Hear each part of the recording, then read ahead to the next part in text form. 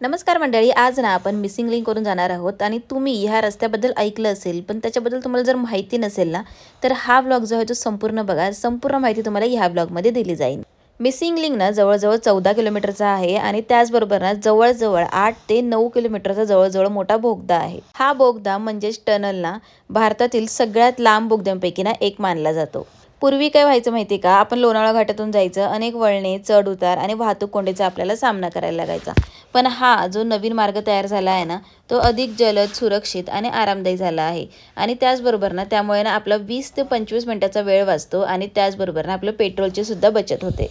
हा प्रकल्प ना महाराष्ट्रातील महत्त्वाच्या पायाभूत सुविधांपैकी एक मानला जातो आणि त्याचबरोबर मुंबई पुणे प्रवास करणाऱ्यांसाठी ना हा मार्ग खरंच उपयुक्त आहे. आता आम्ही ना मुंबईवरून पुण्याला निघालो होतो आणि आम्हाला ना साधारणपणे 80 ते 100 रुपयापर्यंत टोल लागला. आता प्रत्येक वाहनानुसार ना टोल चेंज होऊ शकतो.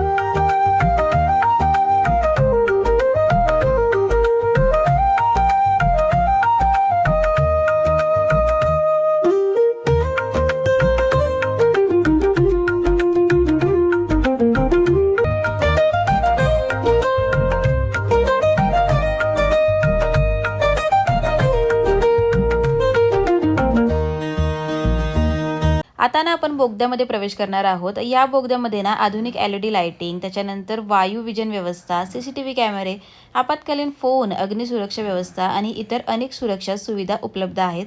त्यामुळे आपला जो प्रवास आहे ना तो अधिक सुरक्षित होतोय. आता काय करायचं आहे माहिती आहे का, बोगद्यात ज्यावेळेस आपण वाहन चालवतो ना त्यावेळेस वेग मर्यादा पाळणं फार गरजेचं आहे. त्याचबरोबर सुरक्षित अंतर ठेवा आणि अनावश्यक लेन बदलणं नक्कीच टाळा.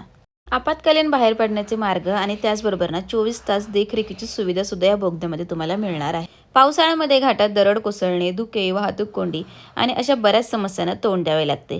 पण मिसिंग लिंकमुळे अशा अडचणींचा परिणाम कमी होण्याची अपेक्षा आहे. या प्रकल्पाच्या बांधकामात अत्याधुनिक अभियांत्रिकी तंत्रज्ञान वापरले आहे आणि त्याचबरोबर ना डोंगराच्या आतून एवढे लांब बोगदे तयार करणे हे स्वतःमध्येच एक मोठे अभियांत्रिकी कौशल्य आहे. माझ्या मते हा प्रकल्प महाराष्ट्राच्या विकासातील एक महत्त्वाचा टप्पा आहे आणि त्यामुळे मुंबई आणि पुणे यांच्यातील प्रवास आणखी सोपा आणि वेगवान होणार आहे.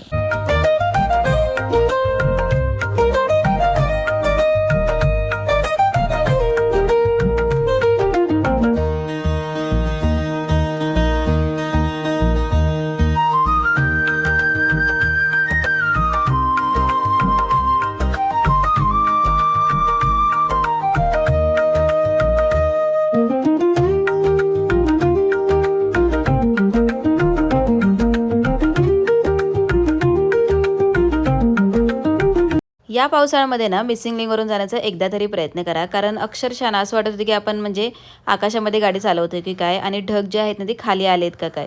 इतका छान एक्सपिरियन्स ना मिसिंग लिंकवरून जाताना आला. तर तुम्ही सुद्धा ना लवकर प्लॅन करा आणि त्याचबरोबर गेल्याच्या नंतर ना मला कमेंट करून नक्की सांगा की तुमचा एक्सपिरियन्स कसा होता ते. असेच युजफुल व्लॉग बघण्यासाठी ना चॅनलला सबस्क्राईब करा आणि त्याचबरोबर ना इन्स्टाला फॉलो करायला विसरू नका. भेटूया नेक्स्ट व्लॉगमध्ये. तोपर्यंत सर्वांना बाय.